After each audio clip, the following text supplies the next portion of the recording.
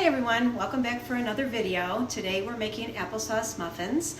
So as I go through the process, one of the cooking terms in the recipe is cream. So we'll be talking about what that means. And as always, make sure you practice mise en place and wash your hands and read through your recipe completely before you begin. Okay, our recipe calls for 1/2 cup of butter softened, a cup of sugar, 1 egg, vanilla, applesauce, flour, baking soda, a few spices that'll go in there, baking spices, salt, and optional raisins. So there's a lot of different ingredients in here, but really this is a very easy recipe to make. When they ask for butter, the recipe might call for unsalted butter. I am using unsalted butter. You'll know if your butter is salted or unsalted because it'll say so on the package.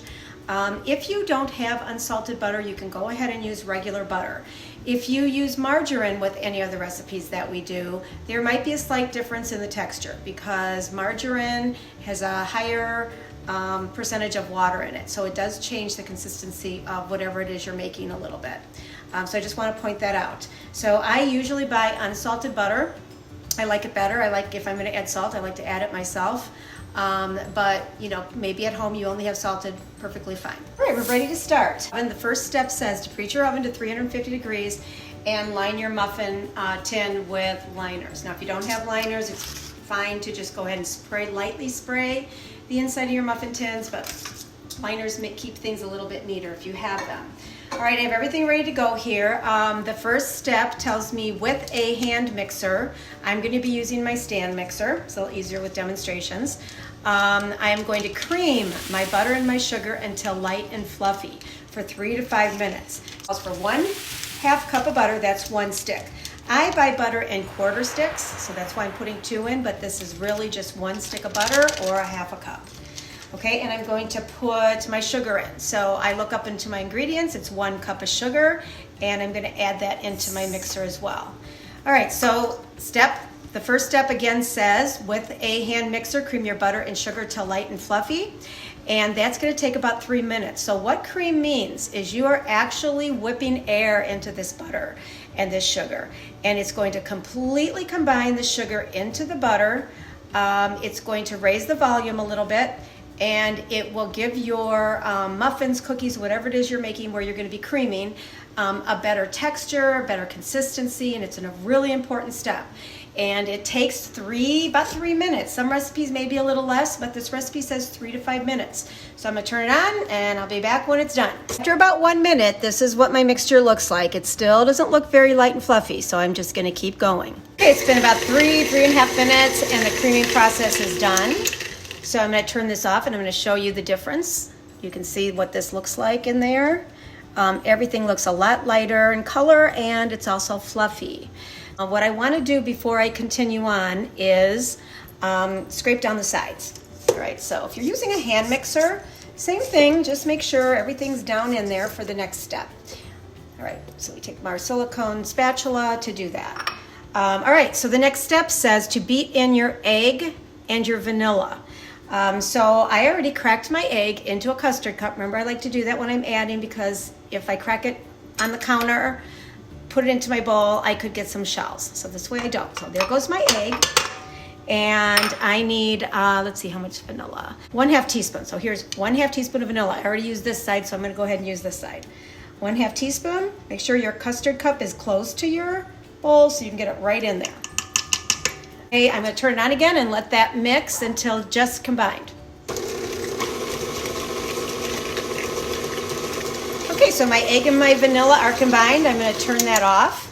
And my next step says to stir in the applesauce, but it tells me to do it with a spoon. So I'm going to be done with my mixer, which means I'm going to unplug it, and I'm going to take my bowl out and also get everything off of the paddle attachment. Make sure when you're removing the paddle attachment or the beaters from your hand mixer that you get as much off as possible. And one easy way to do that is to just hit it against the side of your bowl, even with the beaters, and a lot of it will fall off. So I have my bowl, and I'm going to scrape down the sides again with my silicone spatula and just make sure everything is combined. Now, something about muffins, you don't want to overmix. This is why we are no longer using the mixer. Everything else we stir at this point will be with a spoon, and we will only stir until combined. Okay, so I switched out my spoon to a different one, and we're gonna add the applesauce. It says to stir in the applesauce with the spoon. So I need 1 cup of applesauce. So I have these little containers, and 2 of them is a cup. So I'm just gonna go ahead and get 2 of them in there. All right, it doesn't matter what kind of applesauce you use. Any kind is fine. So mine is actually sugar-free, meaning it does not have any additional sugar added to it. It's not sugar-free, it is unsweetened. So that means there's no additional sugar added to it. Okay, I'm just gonna stir that in. All right, so something else specific with muffins, we usually do what we call the muffin mixing method. What that means is in my bowl over here, I have all my wet ingredients. Now I'm gonna get out a separate bowl, the recipe tells you to, in a separate bowl, combine your flour, your baking soda, your salt, your cinnamon, and your other spices. The reason you're doing it in a separate bowl, not just dumping everything into there, is so that you do not overmix. If you mix these first and then add it to your liquid or wet ingredients, you will mix less, which is going to prevent you from overmixing your muffins. Okay, so in my separate bowl, I already have 1 cup of flour measured out, and I'm finishing my 2nd cup. Remember, you're going to make sure that you stirred your flour up first and incorporated some air. Spoon it nice and lightly into your dry measuring cup, and with a straight edge, on the edge, just go ahead and scrape that off. Okay, so there's 2 cups of flour. Additionally, in my separate bowl, I want to have the baking soda, the salt, the cinnamon, and any of the other spices. So you will see on your recipe that the spices are cinnamon, allspice, and by the way, there's just all kinds of baking spices you could use if you didn't want to use those. Cinnamon's probably a good one to use for sure. But allspice is just a combination of different spices. What you should do is kind of smell it and see if you like it. You can decide to use it or not. Pumpkin pie spice, again, it's a few spices together. It has some cinnamon in it as well. So give it a smell and see what you think. And ground cloves, if you decide to use ground cloves, just know that that is a baking spice, but it's very strong, so I would only use a small amount. So I decided what I wanted to put in, and I have that in a separate bowl, mixed already, measured out.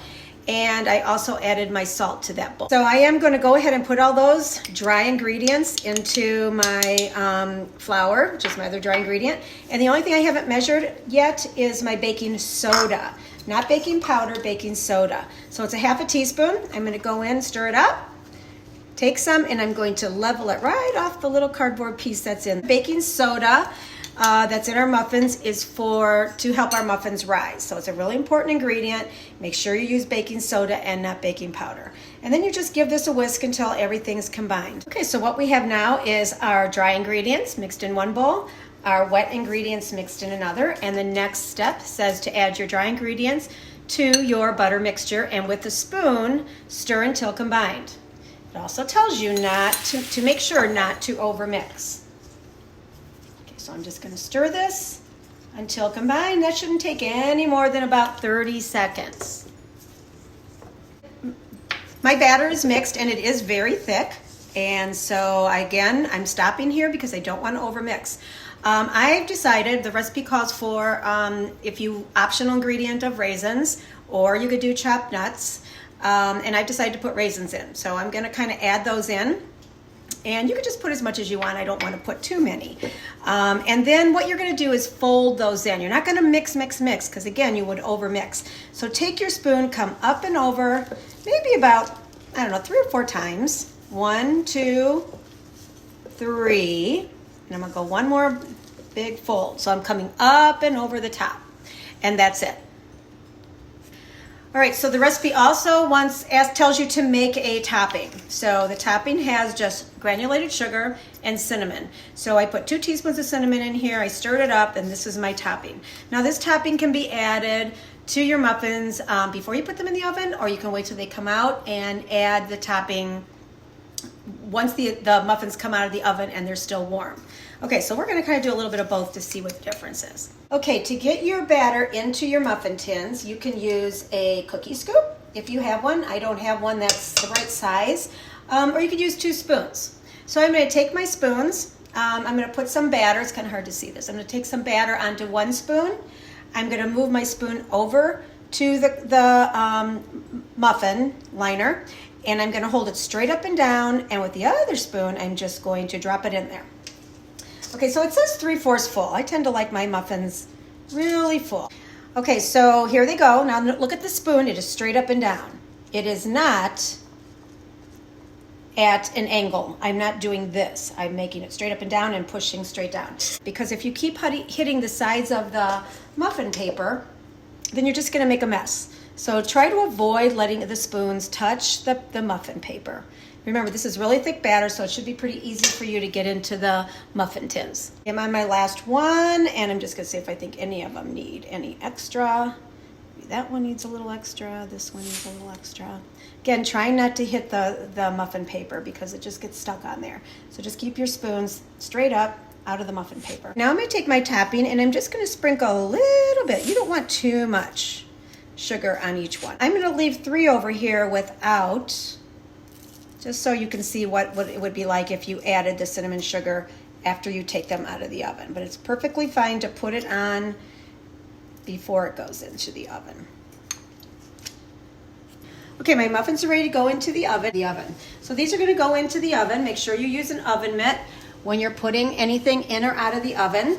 And they are going to go in a 350-degree oven for about 20 minutes. So I'm going to set my timer for 15 minutes just to make sure that I don't overbake these, because the other bad thing to do with muffins is to overbake them. Muffins just came out of the oven after 18 minutes, and something about muffins that you want to be looking for: they should have nice rounded tops. They should not come to little peaks. If they do, it means you probably overmixed. When you test for doneness, just put the toothpick in and pull it out, and it should be clean. I'm going to add my cinnamon sugar to my last 3, and it kind of goes down into the little nooks and crannies, but it does not actually get baked in like it does with the other one. So it's up to you which way you like to have it. By the way, if you have any leftover cinnamon sugar, which you probably will, you can save this in a container and use it for cinnamon toast. Our muffins are done, and what we talked about today is the muffin mixing method of making muffins. We also talked about the cooking term to cream, and we use some different spices in our muffins, and I told you that a lot of times it's optional. Obviously cinnamon's a major one that you know, but for the other ones you would want to check to see if you like them. Also, make sure you check expiration dates on your spices. If you haven't used them for a while, they might have expired. Usually you'll find that on the bottom of the little container. Okay, so I hope you enjoy the muffins, and don't forget to clean up.